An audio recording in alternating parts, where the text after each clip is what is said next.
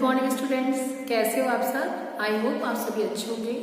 तो स्वागत है आपका हिंदी क्लास में। जैसा कि आप सभी को मालूम है, हमने अपने पिछले लेक्चर में विशेषण के बारे में हमने पढ़ा था, जिसमें हमने विशेषण की परिभाषा, प्रविशेषण, विशेषण के भेद, इनके बारे में हमने पढ़ लिया।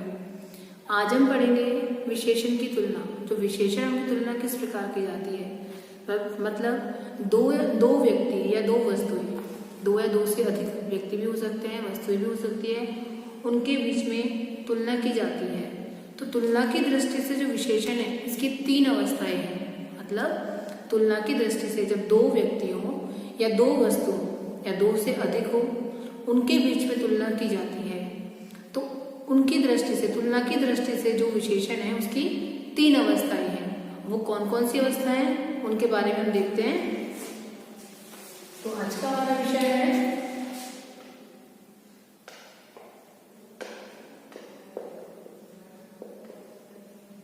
विशेषण की तुलना या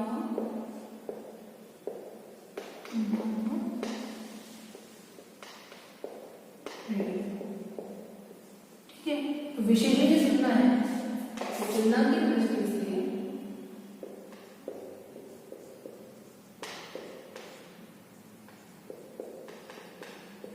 तुलना की दृष्टि से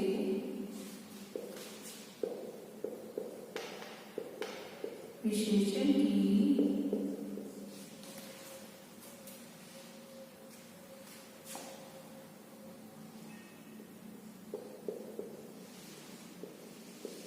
तीन अवस्थाएं हैं। तीन अवस्थाएं होती हैं। समझ में आया कि तुलना की दृष्टि से विशेषण की तीन अवस्थाएं होती है। अब वो कौन कौन सी है, वो हम देखते हैं। तो पहली है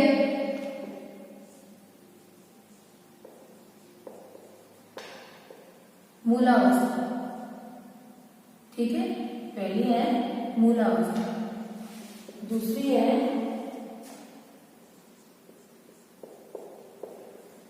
उत्तरावस्था।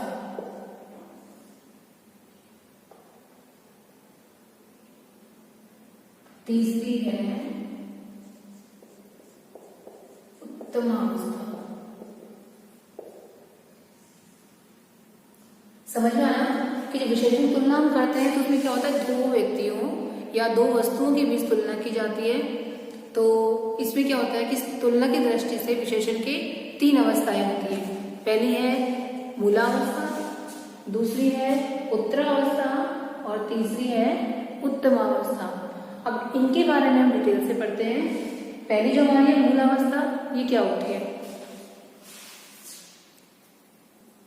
तो पहली है हमारी मूलावस्था। मूलावस्था में क्या होता है कि किसी भी व्यक्ति या वस्तु के गुण दोष बताने के लिए उसकी विशेषता बताई जाती है, वो होती है उसकी मूलावस्था। मतलब उसमें तुलना नहीं की जाती, सिर्फ उसी व्यक्ति या उस वस्तु की विशेषता या गुण दोष बताए जाते हैं, वो होती है उसकी मूलावस्था। तो देखते हैं पहली कौन सी है। जो हमारी पहली है वो है मूलावस्था। तो जो मूलावस्था है, इसकी परिभाषा क्या होगी।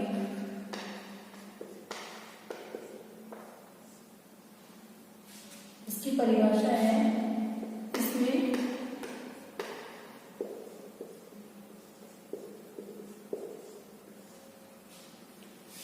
वस्तु या प्राणी की किसी से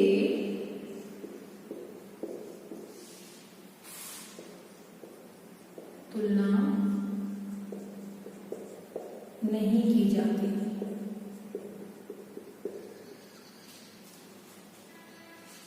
केवल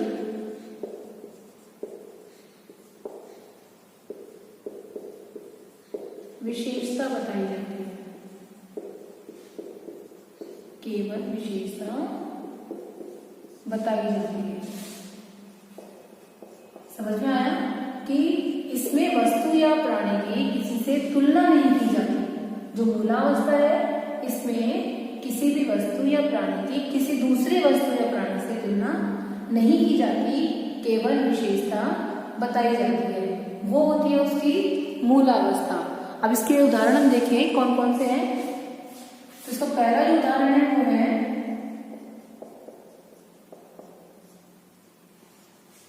ठीक है, पहला उदाहरण है इसका कि खाना स्वादिष्ट बना है। ठीक है, अब इसमें जो है किसकी विशेषता है, खाने की, क्या, स्वादिष्ट। तो सिर्फ इसी की विशेषता बताई जा रही है, तो ये कौन सी होगी, इसकी मूलावस्था होगी। मतलब सिर्फ किसी से तुलना नहीं की जा रही है, इसमें उसी की विशेषता बताई जा रही है, तो ये अवस्था कौन सी हो गई, मूलावस्था। अब दूसरा उदाहरण देखते हैं इसका,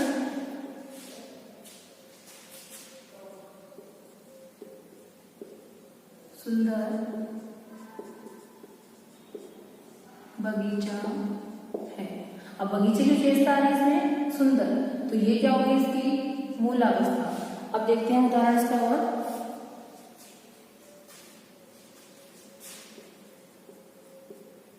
कमल सुंदर फूल है। अब कमल की विशेषता क्या आ रही है, सुंदर, ये हो गई इसकी मूलावस्था। चौथा है,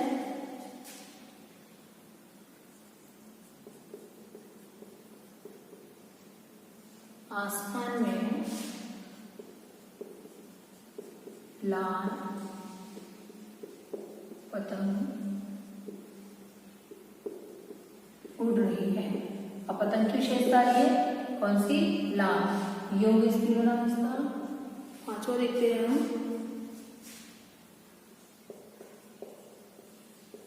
ऐश्वर्या राय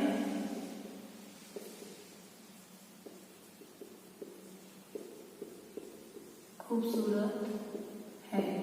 तो इसमें खूबसूरत विशेषता आ गई इनकी। तो ये क्या हो गया, इनकी विशेषताएं हो गई। मतलब इसमें किसी भी वस्तु या प्राणी की, सॉरी, जो मूलावस्था होती है उसमें किसी भी वस्तु या प्राणी की तुलना नहीं की जाती, सिर्फ उसकी विशेषता बताई जाती है, वो हो गई इसकी मूलावस्था। तो उदाहरण हमने देखे कौन कौन से हैं। पहला है, खाना स्वादिष्ट बना है, तो खाने की विशेषता क्या है, स्वादिष्ट। स्वादिष्ट क्या होगी, इसकी मूलावस्था होगी। सुंदर बगीचा है, तो सुंदर इसकी क्या होगी, मूलावस्था। कमल सुंदर फूल है, तो सिर्फ कमल की विशेषता आ रही है, सुंदर फूल, तो सुंदर क्या होगी, इसकी मूलावस्था। आसमान में लाल पतंग उड़ रही है, तो पतंग की विशेषता क्या है, लाल। ऐश्वर्या राय खूबसूरत है, तो खूबसूरत क्या है, इसकी विशेषता। तो इन सभी से हमें क्या बोध हो रहा है, जो भी एग्जाम्पल्स हमने देखे, जो भी उदाहरण हमने देखे, इन सबसे हमें क्या बोध हो रहा है कि इनमें इनकी विशेषता बताई जाए।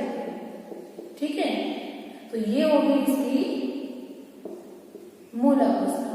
समझ में आता है आपको मूलावस्था का। अब हम पढ़ते हैं दूसरी, उत्तरावस्था कौन सी है। तो दूसरी जो हमारी है उत्तरावस्था।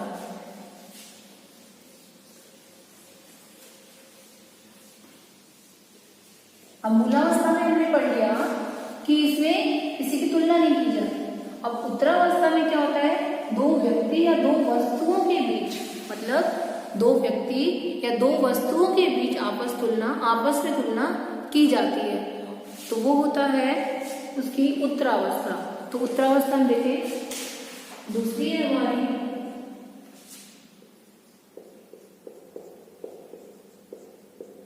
उत्तरावस्था।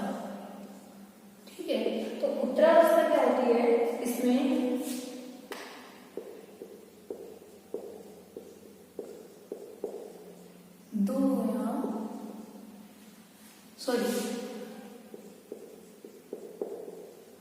दो प्राणियों या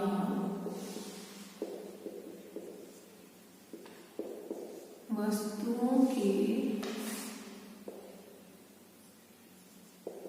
बीच गुण दोष की तुलना की जाती है। समझ में आ गया? कि उत्तरावस्था में क्या होता है, इसमें दो प्राणियों या वस्तुओं के बीच गुण दोष की तुलना की जाती है। समझ में आ गया? उत्तरावस्था में दो प्राणियों या दो वस्तुओं के बीच गुण दोष की तुलना की जाती है, वो होती है उत्तरावस्था, मतलब जिसमें दो व्यक्तियों या दो वस्तुओं के बीच तुलना की जाती है। तो अब इसका उदाहरण देखते हैं कौन कौन से हैं। इसका पहला उदाहरण जो है वो है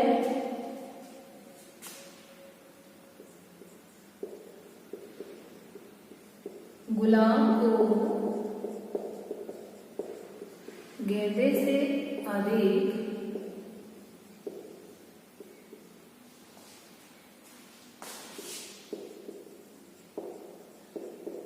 देखभाल की जरूरत होती है। समझ में आया? कि गुलाब को दूसरा बात समझेंगे, इसका दूसरा उदाहरण देखते हैं। हमारी सेना की तुलना में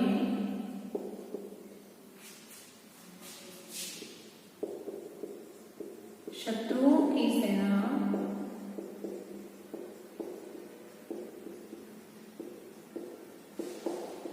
कमजोर है। समझ में आया? देखिए तीसरा कौन सा है?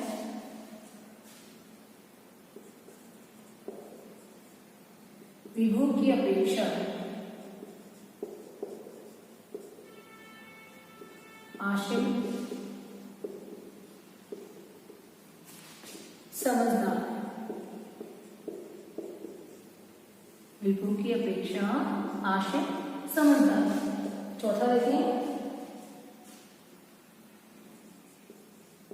यह घर पहले वाले से बड़ा है। पांचवा देखिए,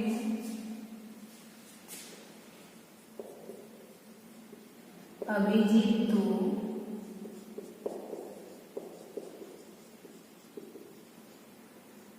ऋषभ से बढ़कर निकला। समझ में आ गया कि अब ये जो उदाहरण में देखे वो कौन कौन से कैसे देखे?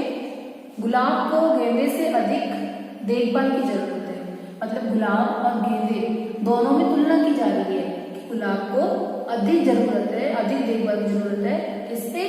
गेंदे से। तो इसमें क्या हो गया? तुलना का बोध हो रहा है। हमारी सेना की तुलना में शत्रुओं की सेना कमजोर है। ठीक है, कि हमारी सेना उसकी और शत्रुओं की सेना में तुलना की जा रही है। विभु की अपेक्षा आशिम समझदार है, तो विभु और आशिम दोनों में तुलना की जा रही है। यह घर पहले वाले से बड़ा है, मतलब नए घर और पुराने घर इन दोनों के बीच में तुलना हो रही है। अभिजीत तो ऋषभ से बढ़कर निकला, अभिजीत और ऋषभ की तुलना की जा रही है। तो जो ये उदाहरण हमने देखे, इन उदाहरणों के आधार पर हमें किस चीज का पता चलता है कि जो उत्तरावस्था होती है इसमें क्या होता है, दो व्यक्तियों या दो वस्तुओं के बीच आपस में उनके गुण दोष की तुलना की जाती है, तो वो होता है उत्तरावस्था। अब हम देखते हैं जो हमारी तीसरी अवस्था है वो कौन सी है? उत्तमावस्था। उसके बारे में देखते हैं।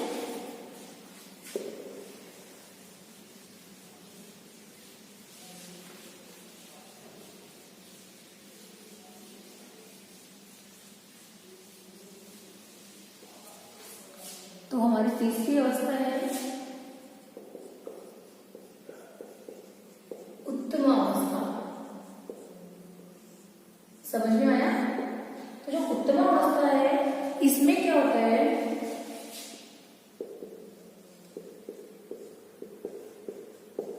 बहुत से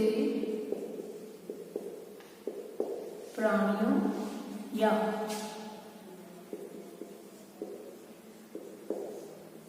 वस्तुओं,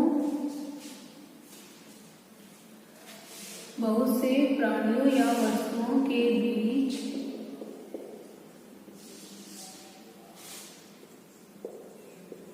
तुलना करते हुए किसी एक को सर्वश्रेष्ठ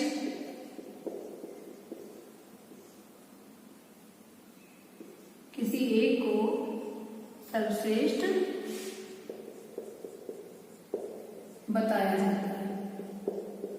समझ में आया? जो उत्तमावस्था है इसमें क्या होता है कि सर्वश्रेष्ठ या फिर बुरा, तो गुण दोष हो गए ना, गुण क्या करते सर्वश्रेष्ठ और दोष है तो बुरा। तो उत्तमावस्था में क्या होता है कि बहुत से प्राणी, मतलब बहुत सारे प्राणी या वस्तु होती है, उनके बीच तुलना करते हुए किसी एक को सर्वश्रेष्ठ या बुरा बताया जाता है।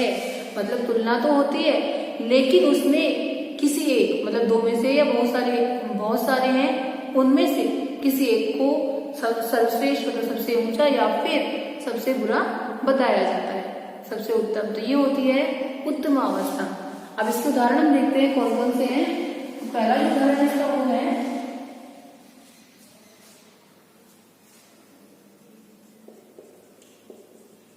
मालविका ने कक्षा में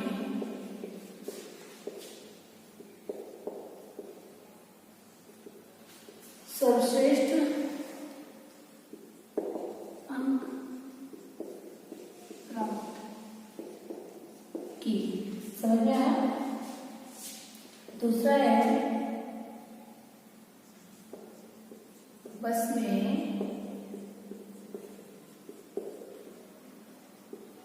सभी बच्चों से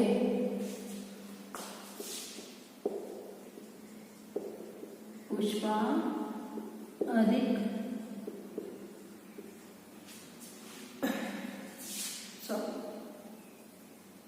पुष्पा सबसे समझदार है। ठीक है, तीसरा उदाहरण देखते हैं हम। तीसरा उदाहरण क्या है? तीसरा उदाहरण है हमारा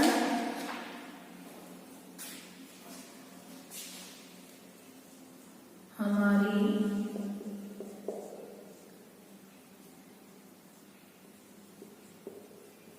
अध्यापिका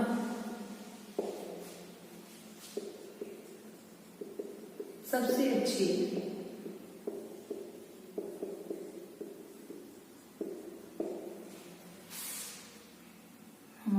इसमें आप किसी अध्यापिका जो है इसको हम किसी विषय से संबंधित कर सकते हैं या फिर हमारे आप देख लो।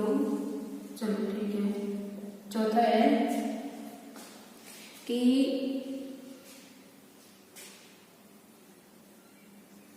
लता मंगेशकर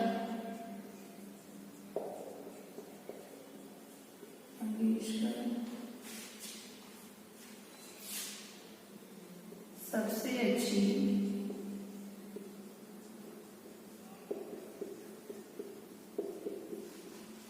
गायिका है। समझ आया? पांचवा देखें हम। अनुज को गणित में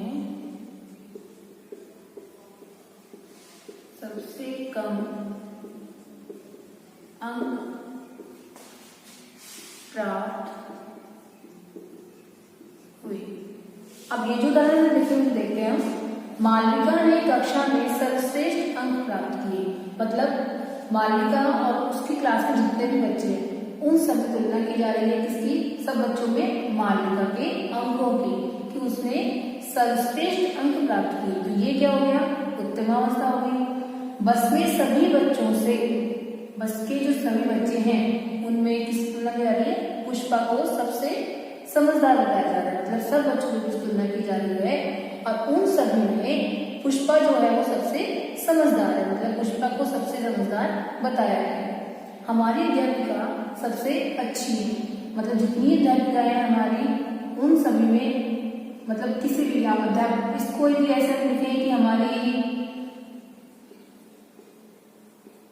अंग्रेजी की या किसी भी विषय की लगा लो, अध्यापिका सबसे अच्छी है, मतलब जितने भी विषय की अध्यापिका हमें पढ़ाती हैं हमारी अंग्रेजी की अध्यापिका सबसे अच्छी है। लता मंगेशकर सबसे अच्छी गायिका है। जितनी भी गायिकाएं हैं उन सब में लता मंगेशकर है, उनको सबसे अच्छी गायिका बताया गया है। अनुज को गणित में सबसे कम अंक प्राप्त हुए। अब जो गणित विषय के अंक है, कक्षा में जितने भी बच्चे हैं उनके जो गणित विषय में अंक है उन सब में अनुज जो है उसको सबसे कम अंक प्राप्त हुए हैं। तो अब इनके आधार पे हमने क्या समझा कि ये जो उदाहरण है इसमें सबके बीच तुलना की जा रही है और उन सब में किसी एक को सबसे अधिक या सर्वश्रेष्ठ बताया जा रहा है। तो ये होती है उत्तम अवस्था। समझ में आया? तो हमने 3 अवस्थाएं पढ़ी, तुलना के आधार तुलना का प्रयोग किया विशेषणों का। उसमें हमने 3 अवस्थाएं पढ़ी कि तुलना की दृष्टि से विशेषण की 3 अवस्थाएं होती हैं। पहली होती है मूलावस्था। मूलावस्था में क्या होता है, किसी 2 व्यक्तियों के बीच या 2 वस्तुओं के बीच तुलना नहीं की जाती, उनकी सिर्फ एक व्यक्ति या वस्तु की विशेषता बताई जाती है, वो होती है मूलावस्था।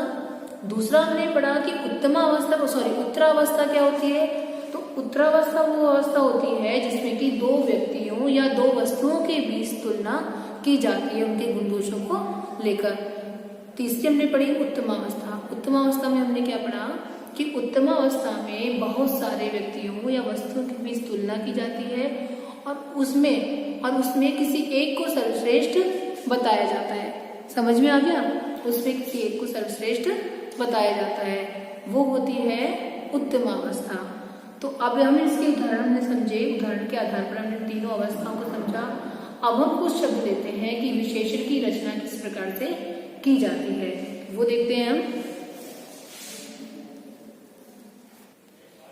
पहले हम देखते हैं कि जो ये है कि अवस्थाएं हैं उनकी पर तालिका बनाकर देखते हैं कि किस प्रकार से शब्दों को अवस्थाओं के अनुसार बना सकते हैं।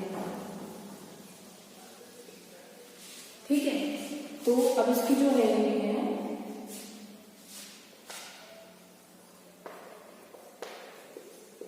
मूलावस्था, उत्तरावस्था और उत्तमावस्था। समझ में आया? 3 अवस्था है, मूलावस्था, उत्तरावस्था, उत्तमावस्था। अब देखते हैं पहले मधुर। मधुर क्या है? मूलावस्था है। अब इसको हमें उत्तरावस्था में करना क्या हो जाएगा? मधुरतर। समझ में आया? और उत्तमावस्था में क्या हो जाएगा? मधुरतम। अब देख सुंदर का हो जाएगा सुंदरतर और उत्तमावस्था में हो जाएगा सुंदरतम, मतलब सबसे श्रेष्ठ। तो उत्तरावस्था में तर प्रत्यय लगता है और उत्तमावस्था में तम प्रत्यय लगता है। समझ में आ गया? और देखिए उच्च, इसका बन जाएगा उच्चतर और इसमें हो जाएगा उच्चतम। ठीक है, फिर है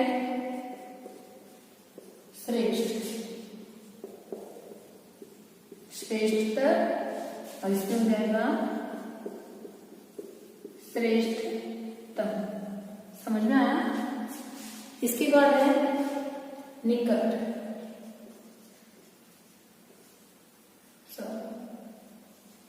तो इसका हो जाएगा निकटतर और इसका हो जाएगा निकट, बच्चों, निकटतम। समझ में आया?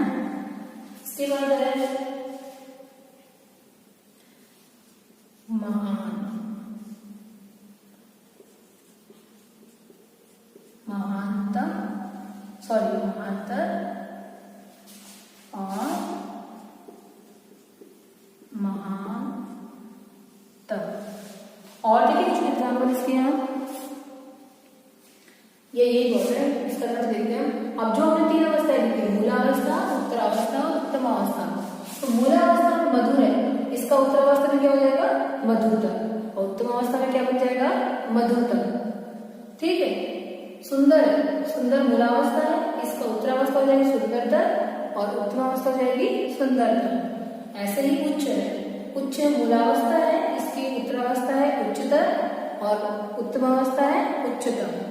श्रेष्ठ मूलावस्था है तो श्रेष्ठतर उत्तरावस्था और श्रेष्ठतम उत्तमावस्था। निकट, निकटतर उत्तरावस्था और निकटतम उत्तमावस्था। महान, महानतर उत्तमावस्था सॉरी उत्तरावस्था और महानतर उत्तमावस्था। तो अब देखो उत्तरावस्था जो होती है इसमें क्या होता है, तर प्रत्यय लग जाता है, जो शब्द है उसमें तर प्रत्यय लगता है और उत्तमावस्था में तम प्रत्यय लग जाता है। समझ में आया? तो इस तरह हमने इसकी तीनों अवस्थाएं जो है उनकी कुछ उदाहरण देख लिए कि किस तरह से जो शब्द है उनमें उन अवस्थाओं के आधार पर उनकी रचना की जाती है। कि उत्तरावस्था में क्या होता है, जो शब्द है मूल अवस्था का जो शब्द है उसमें तर प्रत्यय लग जाता है और उत्तमावस्था में तम प्रत्यय लग जाता है। तो आई होप ये जो आज उदाहरण देखे, जो भी विशेषण की अवस्थाएं पढ़ी, उनके आधार पे मुझे इसके एग्जाम्पल्स देखे, तो मुझे लगता है आप सभी को समझ में आया होगा। तो एक बार आप और अपनी नोटबुक में इन सबको करें और इसका अभ्यास करें। धन्यवाद।